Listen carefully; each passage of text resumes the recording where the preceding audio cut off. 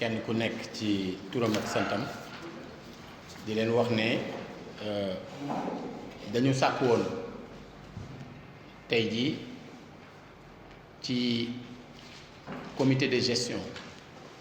bi nga xamante ni moom la ñu taxawal ci cadre crise bi te tudde ko comité de veille et d'action contre le coronavirus dafa am liggéey boo xam ne dañ ko tàmbali bi président de la République dogalee le samedi 14 mars 2020 ay mesures yoo xam ne ci ñi ngi tukkee ci conseil présidentiel ba amoon nga xam ne mesures yooyu jàpp na ni ci jamono bi ñu tolloon war naa mën a dimbali askanu Sénégal ci ñu mucc ci feebar bi nga xam ne dugg na ci àdduna ñu koy wax coronavirus. ba loolu amee ci suñu wàllu bopp dañoo xam ne ak mesure bu président manti jël ministre yi seet nañ koy jëfee yeneen kuréel yi nga xam ne ñoo nekk ay services déconcentrés de l'État topp ca buñ koy jëfee ci territoire yi lañ koy jëfee te ñun ñoo ne ci territoire yi donc ñun xaaruñu dañu anticiper taxawal dès le lundi 16 mars ñu taxawal comité de veille et d'action bi nga xam ne moo jóg pour xeex maintenant comité de veille boobu nag dafa wéeru ci li nga xam ne mooy dogal yi jóge ci kaw fas yéene koo lawal ci suuf waaye seet aussi réalité yi nga xam ne ñoo nekk ci Thiès pour jëfe bi gën a efficace ca la ñu tàmbalee yaatal boo xam ne détails yi je demanderai après au professeur Abdoul Wade mi nga xam ne mooy rapporteur u comité de veille et d'action bi moom dina ci ñëw en détail waaye dañoo tàmbali au niveau de la ville dogal bi ñu teg ci arrêté bi créé comité bi mooy autorisation yi ñu joxe woon yépp pour ay nit walla ay structure walla ay institution mën a occuper place yi aju ci ville ñu annuler leen ñu teg ci ne maire ay adjoint ak képp ku bokk ci administration bi doo assurer benn représentation ci benn manifestation ba keroog ñuy lever alerte bi waaye dogal yooyu dañ caa dolli ne ndeem tëj nañu école yi kon du ñu woon seetaan ñu tëj école yi xale yi di ñëw ci bërëbu fowukaay comme am na ci bu aju ci ñun bu jege fii Mikelaan ñu tëj Mikelaan tey jii nag ci suba ma jël benn circulaire pour yeewi agent yi nga xam ne ñoo nekk ci biir mairie bi sauf ñenn ñi nga xam ne dañ leen a désigner muy secrétariat général maanaam secrétaire beeg adjointam di directeur de cabinet di chef de cabinet mais di directeur des services techniques de la ville ñu jël aussi direction de la surveillance urbaine et de la citoyenneté ci biir état civil ñu bàyyi fa kenn koo xamante ni pour naissance yu bees yi mu mën leen a jël li tax arrêté wuñ ko woon c'est parce que comme ñun dañuy encourager les déclarations de naissance bugguñu woon nit ñëw di déclarer ñu ne ko tëj na ba keroog dogal di jóge ci kaw di ko dindi ak décès aussi ñu yooyu lañ fa bàyyi di mais leneen lépp dañ ko aj yeewi personnel boobu parce que regroupement yi mën a am ci biir mairie bi li ci ëpp mi ngi jóge ci wàllu état civil alors ci biir service yi ñenn ñi nga xam ne jàpp nañ ne seen présence munta ñàkk ci biir mairie bi maintenir nañ leen fi ba ci service de l'information et de la communication, puisque dans le contexte actuel nit ñi dañu soxla di communiquer. Alors wax nañu nag ñooñu ñu yeewi que nañu nekk nit ñoo xam daañu leen mën a jot, puisque à tout moment su fekkee situation dëkk bi laaj na ñu woo kenn ci ñoom bu boobaa dinañ ko woo. yooyu ay dogal la yoo xam ne jot nañ leen fi jël. boobaak léegi man ak ñenn ci samay collaborateurs fii ci mairie la ñuy fanaan bu ñu fàtte ne hôtel de ville la tudd. boobaak léegi dañu gis ne crise bu mel ni amaguñ ko fi te bu fekkee ne am réew ab dëkk dañoo toll ci moment yoo xam ne dañu am gravité bi dafay am solo citoyens yi sentir ne seen njiit yi ci boppam jël nañu mesure situation bi ba mën a taxaw ànd ak ñoom aar leen informer leen xelal leen dalal leen gunge leen boobaak léegi ñu ngi ciy bay suñu waar. beneen dogal bi mooy jël nañu décision ci ville bi ci combat bi ci étape bi ñu tollagul neewuñu fa la ñuy yem bu ñu sañoon nag mu yem fa ndax bu ñu sañoon mu gaaw a jeex mais jël nañu décision mobiliser 30 millions pour dugal ko ci biir combat bi. Pas seulement pour la ville de Thiès, mais accompagner ci le comité départemental ngir virus moom xàmmewul ban kër moo nekk Fandène ak ban kër moo nekk biir Thiès. alors su fekkee da nga ni territoire biir ville de Thiès kese lay gérer te fekk mu am situation buy am ci ñi nga xam ne ñoom la ñu taqalool te jàppale woo leen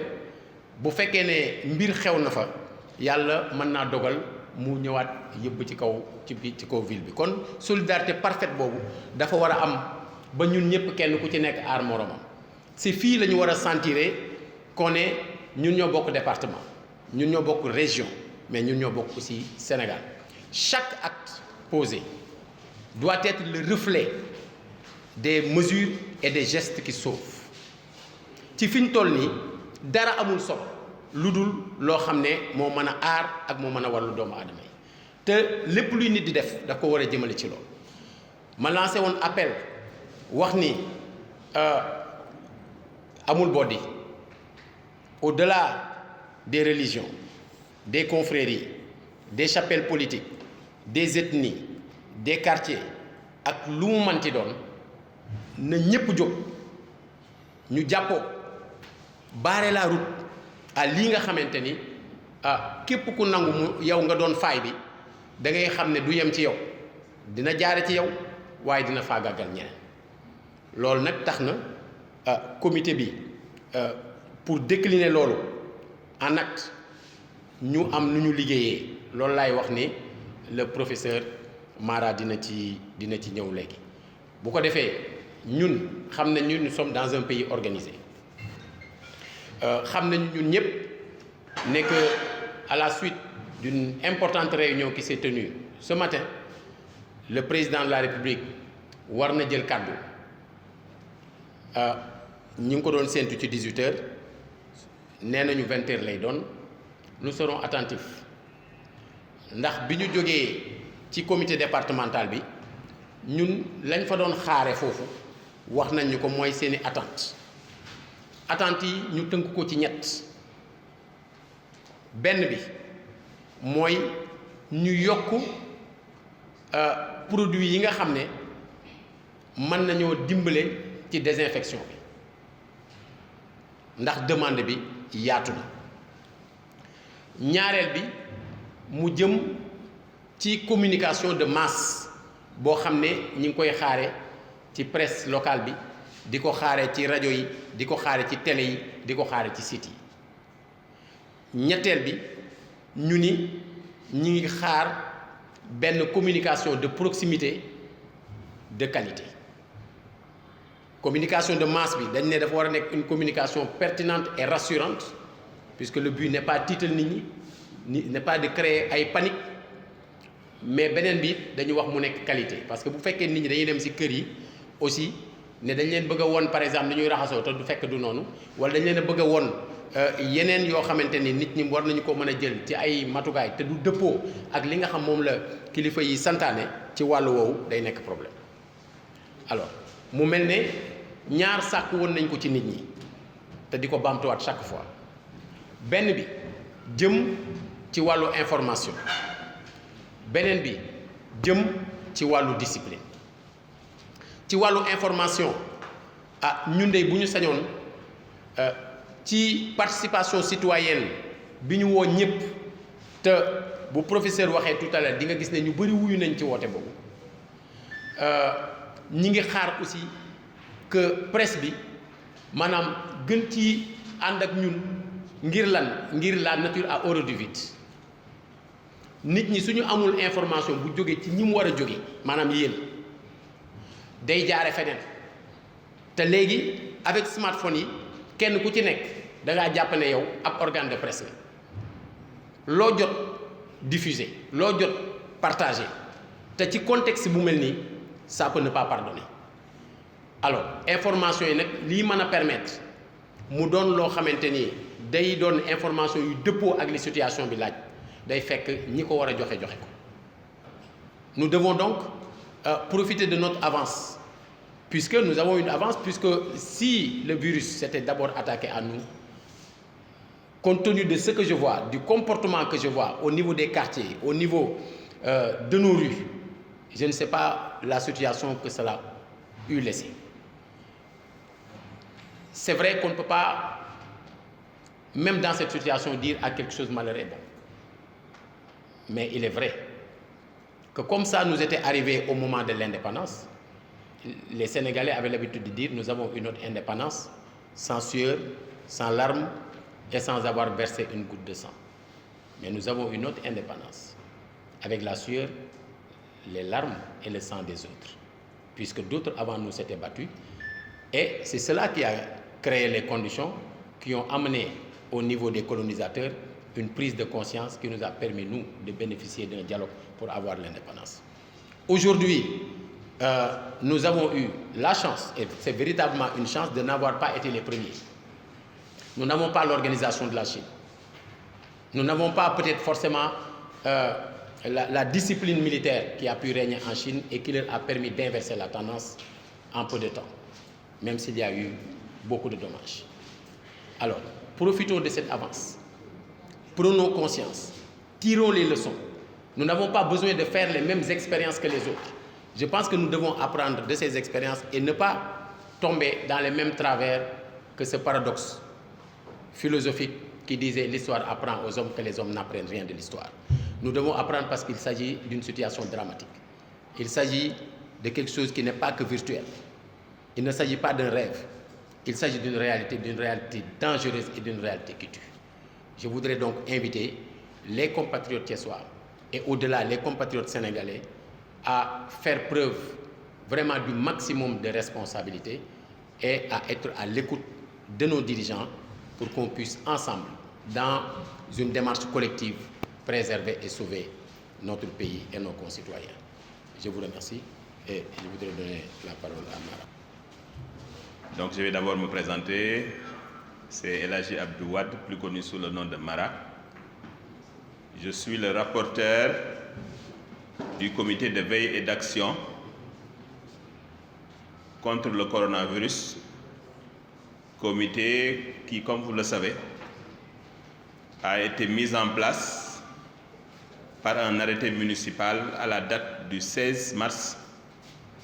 2019. 2020, autant pour moi. L'exercice auquel nous sommes soumis participe donc de notre devoir de rendre compte, particulièrement à vous les journalistes, qui devez en toutes circonstances avoir la primeur de l'information. C'est la raison pour laquelle nous allons nous donner à cet exercice avec beaucoup de plaisir. Le comité de veille et d'action donc a été mis en place à la suite du Conseil présidentiel du 14 mars 2020. Conseil présidentiel qui, comme l'a rappelé tout à l'heure Monsieur le maire, avait pris des décisions extrêmement importantes allant dans le sens de mettre en place les outils et les stratégies pour lutter contre le virus, le coronavirus. Ce comité est composé pratiquement de toutes les sections que comporte la ville de Thiès. C'est un comité ouvert parce que chaque jour que Dieu fait, il y a de nouveaux adhérents. Donc le comité n'est pas fermé. Au moment où nous vous parlons, il est composé donc naturellement par la mairie de la ville. Il y a l'inspection d'académie de Thiès. Il y a également l'inspection de l'éducation et de la formation de Thiès-Ville. Il y a l'association médicale de Thiès. Il y a l'amicale des étudiants des différentes universités du Sénégal. Il y a les délégués de quartier, le mouvement navétane, les chefs religieux, à savoir donc les imams et les oulémas, les serigne dara, les badianu gox, les yayu dara, le regroupement des vétérans de Thiès, l'amicale des enfants de troupe de Thiès, le tribunal de Thiès, le CETUD, l'AFTU, des personnes ressources de la ville, comme moi qui vous parle, le collectif des jeunes unis, le mouvement des éclaireurs et éclaireuses du Sénégal, And Khex Corona, donc vous comprendrez que c'est un mouvement qui est né dans le contexte pour participer à la lutte contre le coronavirus. Association des jeunes apprentis, les générations engagées, Convergence de la Cité, And Diapo pour le développement de Thiès et l'Université virtuelle du Sénégal. Voilà pour le moment les différentes associations. Wa ñu tënk ci wolof gannaaw bu président jëlee ay mesures ci conseil présidentiel bi nga xamante ne amaloon na ko le 14 mars 2020 gannaaw it bi ñu defee le comité régional de développement fii ci Thiès monsieur le maire de la commune dafa jëloon benn arrêté bi mi ngi ko jël le 16 mars 2020 pour taxawal li ñu tuddee le comité de veille et d'action contre le coronavirus. Comité bi nag dafa nekk comité boo xamante ne en permanence mi ngi siéger fii ci mairie bi. Le maire de la ville en personne jiite ko moom mi nga xamante ne wax na ko léegi depuis bi xew-xew bi amee ba léegi ci mairie bi lay fanaan mook une partie de son personnel. Donc gannaaw bi ñu ko taxawee la it comité bi tëral na benn plan d'action bi nag ñu tënk ko ci ñetti fànn ci gox yi walla place yi nga xamante ne nit ci la war a yëngu bi ci njëkk mooy fii ci biir mairie bi ñu jàpp ne dañu war a fexe ba nit ñi ñu bañ a jegeente bañ a xëy na sax di daje moo taxoon mairie jàpp ne dañu war a fexe ba ñi nga xamante ne ni dañuy dugg ak ñiy génn ñu bañ a bokk bunt donc ñu wutal leen benn bunt boo xamante ne foofu la nit ñi di duggee wut beneen bunt ba nga xamante ne fa la nit ñi di génne ba loolu wéyee aussi ñu gis ne dina jaadu balay kenn di dugg ci institution municipale bi nga raxas sa ay loxo ba mu set ndax lavage des mains ku ne xam na ne tey ji moo nekk arme bi nga xamante ne moo ëpp solo ci xeex jàngoro ji donc mairie également taxawal ne ku fiy duggati vraiment bala ngay egsi dañ la jox gel hydroalcoolique nga raxas say loxo ba mu set wecc mairie gis ne tamit pour ñu fexe ba épidémie bañ a law dina jaadu ñu wax ak nit ñi pour ñu respecter recommandation yi nga xamante ne mi ngi jógee ci ministère de la santé et de l'action sociale je crois que recommandation yi yéen ñu ci bari xam nañ lan lay doon mooy lavage des mains mooy bañ a jegeyantoo bi ak yooyu yëpp. ba loolu wéyee tamit mairie gis ne pour xëy na xeex bi yomb dina jaadu ñu former li ñu tuddee ay relais communautaires ci loolu ñu organiser fii samedi benn session de formation boo xamante ne concerné woon na ay étudiants waaye ak ñeneen ñoo xamante ne aussi ci yeneen organisation lañ jóge woon buñ koy xayma keroog fii je crois que demoon nañu ba toll ci téeméer ak juróom fukk waaye téeméer ak juróom fukk yi terewul respecté woon nañu les normes bi nga xamante ne ni moom la ñu ministère de la santé et de l'action sociale sant ci distanciation bi ak yooyu et formation boobu aussi amoon na solo lool ndax moo ñu permettre ñu jox ñi nga xamante ne ñoo waroon a dem xeex ca terrain ba arme yi nga xamante ne moom la ñu waroon a yóbbaale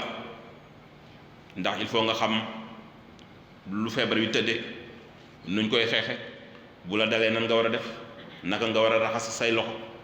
donc ñooñu bu ñu demee ca population yi ñoom ñooy jottali loolu pour que donc ñu mën a commencer vraiment la sensibilisation loolu aussi nekkoon formation boo xamante ne vraiment amoon na solo loolu. ñu gis ne it ci quartier yi dina jaadu surtout ñu xalaat daara yi te ku wax daara yi wax taalibe yi ñu gis ne bi mbir mi ne gëtti na jon état bi dafa tëj école yi élèves yi dem seen kër waaye terewul boo génnee ci mbedd mi ba léegi regroupement taalibe yi daf lay jaaxal maire nag daf ko une préoccupation majeure ñu jéem a xool dans l'urgence maanaam ci ni mu gën a gaawee naka lañ mën a def pour jël cette cible vulnérable ci la ñu waxtaanee daal ne xëy na dina jaadu ñu jéem a xool nu ñu mën a setale daara yi ba mu set fexe it sensibiliser sëriñ daara bi sensibiliser taalibe yi pour wax leen naka lañ mën a comporter woo pour que xëy na feebar bi mën a bañ a jaar ci ñoom fexe it ba bàyyi fa ay jumtukaay yoo xamante ne ni dañ ko mën a jëfandikoo ci mbirum cet maanaam bàyyi fa saabu bàyyi fa eau de javel bàyyi fa gel hydroalcoolique yi nga xamante ne dinañ ko jëfandikoo ci biir daara ji waaye ñu gis ne nag xëy na li ci ëpp solo mooy fexe ba taalibe bi bañ a génn daara ji ñu ne nag pour taalibe bi bañ a génn daara ji dina jaadu xëy na ñu fekk ko fa ak la muy lekk ak la muy naan parce que boo ko bàyyee ca biir bu ko coronavirus bi reyu nit xëy na xiif dina ko rey ci la ñu gis ne donc dina jaadu ñu xool ay pexe yu ñu mën a lal pour que taalibe yi ñu mën leen fekk ci daara ja ñu set ñu jox leen ñu lekk jox leen ñu naan yàlla suturaal ñu ba bañ jàngoro ji bañal jaar ci ñoom et boobaak léegi yàlla mu ñu ci suturaal ba dox nañ ci ay jéego yoo xamante ne yu am solo la bi ñu defee formation bi nag ba yoppi démb ci suba réseau communautaire yi ànd ak bàjjanu gox yi commencé nañu def sensibilisation ci quartier yi ci noonu donc le maire àndoon ak comité de veille bi dem nemmeeku sensibilisation bi nga xamante ne tàmbali woon nañ ko ci yenn quartier yi je crois que ci noonu lañ demee Médina Fall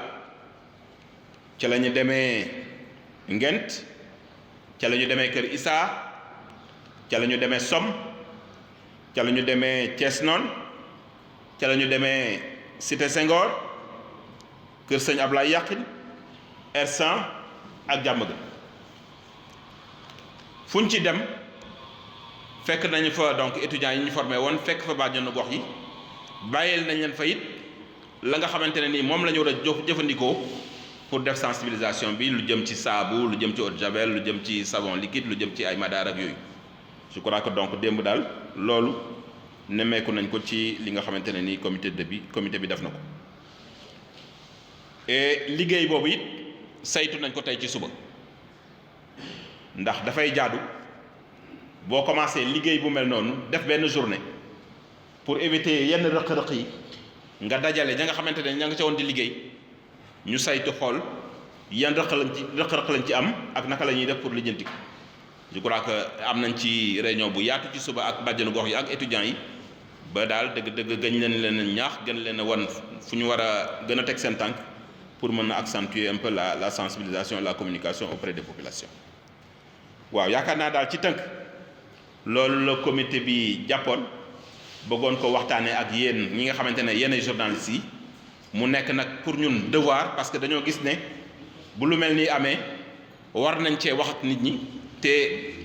fi muy war a jaare mooy yéen ñi nga xamante ne yéenay journalistes ñi nga xamante ne donc comme wax naa ko léegi ci tubaab yéen a am la primeur de l'information donc kàddu yooyu lañ amoon pour di ko yëkkati ñi ngi leen di sant di leen gërëm wasalaam.